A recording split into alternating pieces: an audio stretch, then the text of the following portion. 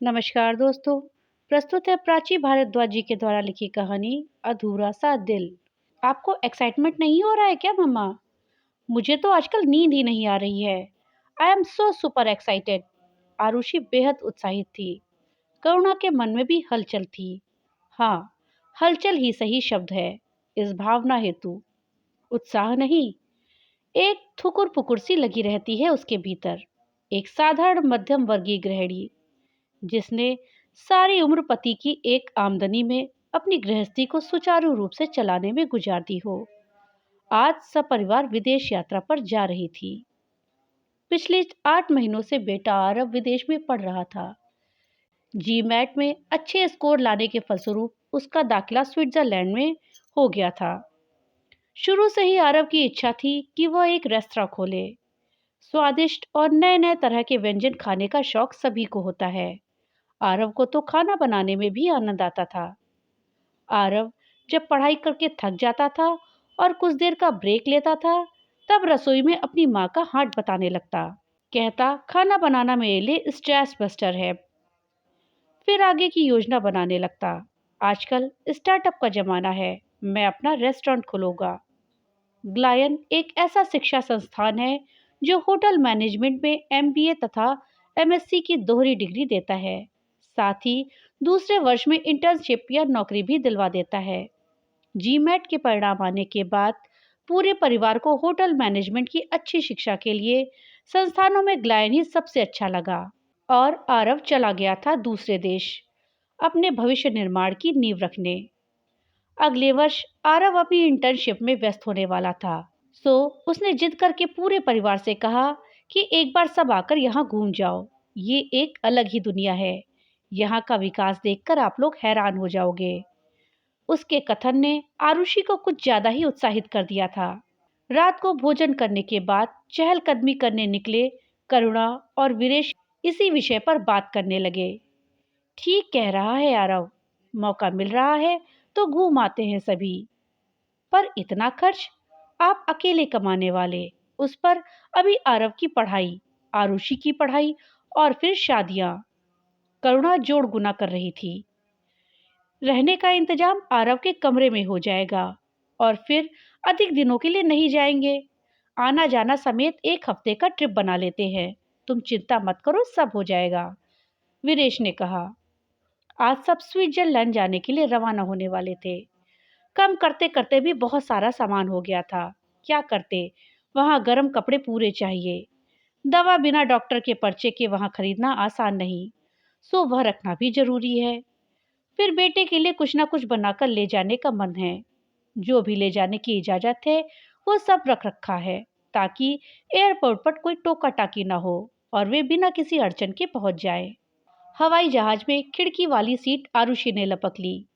उसके पास वाली सीट पर बैठी करुणा अफगानिस्तान के सुदूर फैले रेतीले पहाड़ मैदान देखती रही। कभी बादलों का झुंडमुट आता तो कभी लगता रुई में से गुजर रहे हैं। कभी धरती के आखिर तक फैले इस विशाल समुद्र को उसे देखकर लगता, हाँ, वाकई पृथ्वी गोल है।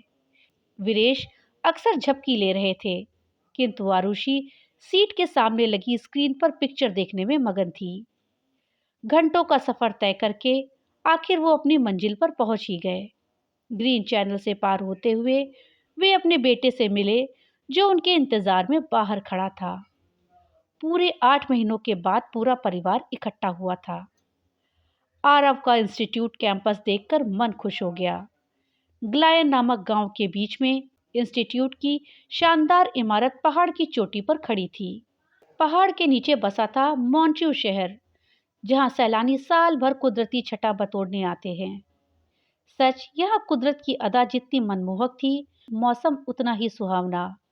वही फैली थी जिनीवा झील। उसका गहरा नीला पानी शांत बह रहा था। झील के उस पार स्विस तथा फ्रांसीसी एल्प्स के पहाड़ खड़े थे। घनी हरी चादर ओढ़े ये पहाड़ बालों के फीते अपनी चोटियों में बांधे हुए थे। इतना खूबसूरत नजारा देखकर मन एक बारगी थक सा गया था। इतना खूबसूरत नजारा देख मन एक बारगी धक सा कर गया था। हालांकि धूप भी खिली हुई थी, फिर भी वीरेश, करुणा और आरुषि को ठंड लग रही थी। हालांकि यहाँ के निवासियों के लिए अभी पूरी सर्दी शुरू होने की थी। आपको यहाँ ठंड लगेगी। दिन में 4-5 और रात में 5 तक पारा चढ़ने लगा है, आरव ने बताया। फिर वह सबको कुछ खिलाने के लिए कैफेटेरिया ले गया। फ्रेश नाम के कैफेटेरिया में लंबी व सफेद मेजों के बड़े बड़े हरे व लाल कृत्रिम सेबों से सजावट हुई थी। भोजन करके सब कमरे में आ गए। वाह भैया, स्विट्जरलैंड की हॉट चॉकलेट खा व पे पी करके मजा आ गया, आरुषि चहक कर कहने लगी। अगली सुबह सब घूमने निकल गए। आज कुछ समय मॉन्ट्रियो में बिताया। साफ सुथरी चौड़ी सड़कें, न गाड़ियों की भीड़ और न पोपो का शोर।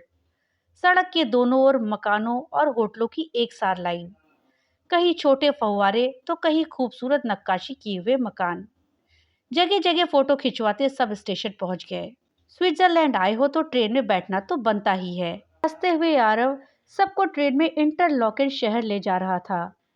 स्टेशन पहुंचते ही आरुषि पोज देने लगी। भैया, वो दिल वाले दुल्हनिया ले जाएंगे वाले ट्रेन पोज में मेरी फोटो खींचो ना। ट्रेन के अंदर प्रवेश करने पर दरवाजे खुद ही बंद हो गए। अंदर बहुत सफाई थी, आरामदेह कुशनदार सीटें थीं, किंतु यात्री एक भी न था। केवल यही परिवार पूरे कोच में बैठा था।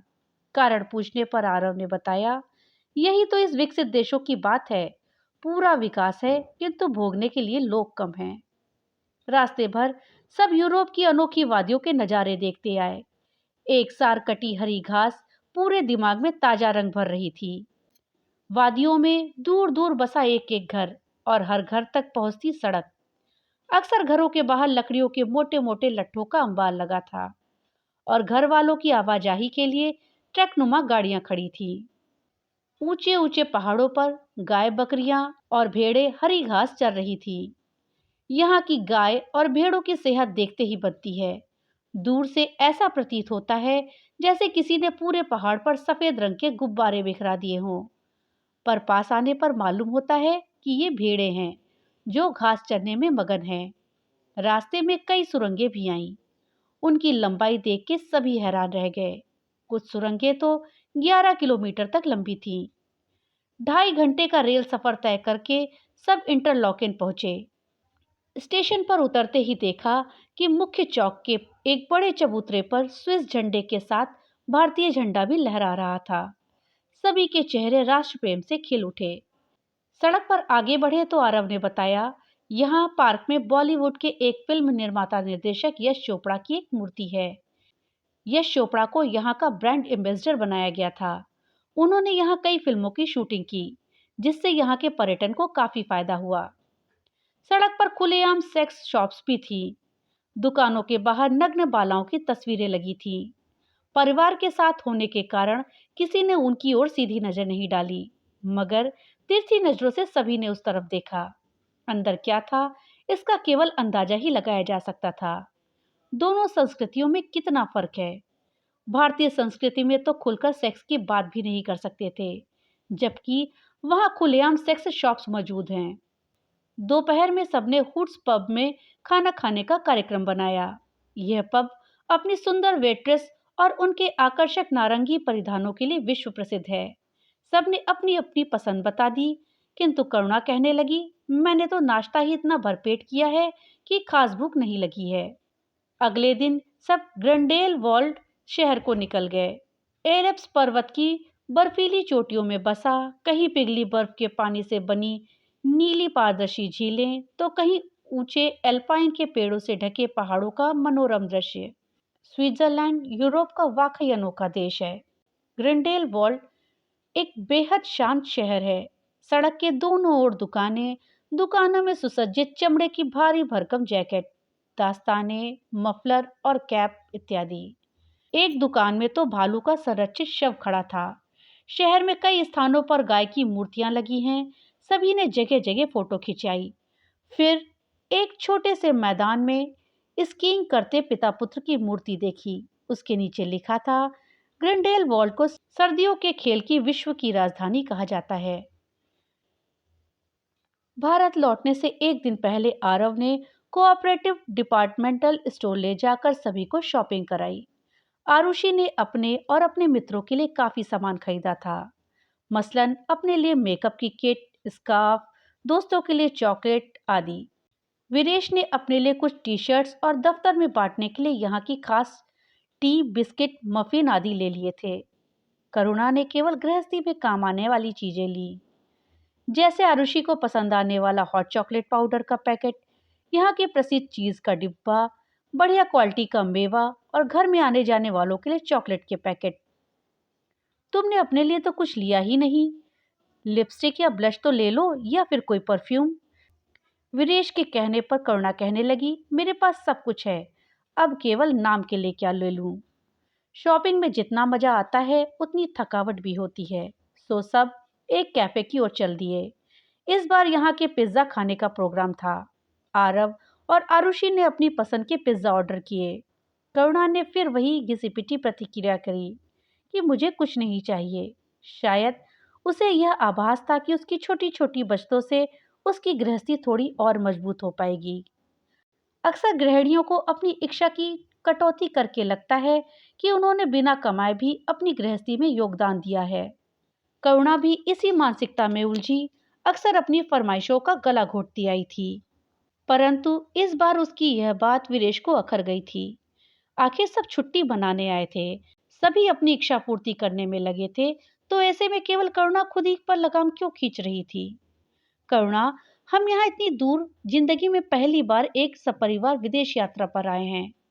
जैसे हम सबके लिए यह यादगार अनुभव होगा, वैसे ही तुम्हारे लिए भी होना चाहिए। मैं समझता हूँ कि तुम अपनी छोटी छोटी कटौतियों से हमारी गृहस्थी का खर्च कुछ कम करना चाहती हो, पर प्लीज ऐसा मत करो। मैं चाहता हूँ कि तुम्हारी जिंदगी भी उतनी ही खुशहाल, उतनी ही आनंदमयी हो जितनी कि हम सबकी। हमारी गृहस्थी को केवल तुम्हारे ही त्याग की जरूरत नहीं है। अक्सर अपनी इच्छाओं का गला रेतती औरतें मिजाज में कड़वी हो जाती हैं। मेरी तमन्ना है कि तुम पूरे दिल से जिंदगी को जियो। मुझे एक खुश मिजाज पत्नी चाहिए, ना कि एक चिक चिक करती बीवी। वीरेश की ये बातें सीधे करुणा के दिल में दर्ज हो गई। ठीक ही तो कह रहे हैं। अनचाही उसके दिमाग में अपने परिवार की वृद्धाओं की यादें घूमने लगी। सच, कटौती ने उन्हें चिड़चिड़ा बना छोड़ा था। फिर जब संतान ने पैसों को अपनी इच्छा पूर्ति में लगाती तो वे कसमसा उठती। उनका जोड़ा हुआ पाई पाई पैसा ये फिजूल खर्ची में उड़ा रहे हैं। उस पर जाती तो तब होती जब आगे वाली पीढ़ियां पलट कर जवाब देती कि किसने कहा था कटौती करने के लिए। जिस काम में पूरा परिवार खुश हो रहा है, उसमें बचत का पैबंद लगाना कहाँ उचित है। आज वीरेश ने करुणा के दिल से कटौती और बेवजह के त्याग पर भारी पत्थर सरका फेंका था। लौटते समय भारतीय एयरपोर्ट पहुंचकर करुणा ने हौले से वीरेश के कान में कहा, सोच रही हूँ ड्यूटी फ्री से सोच रही हूँ ड्यूटी फ्री से एक पश्मीना शॉल खरीद लूं अपने लिए। ये हुई ना बात। वीरेश के ठहाके पर आगे चल रहे दंपतियों का मुड़कर देखना स्वाभाविक था।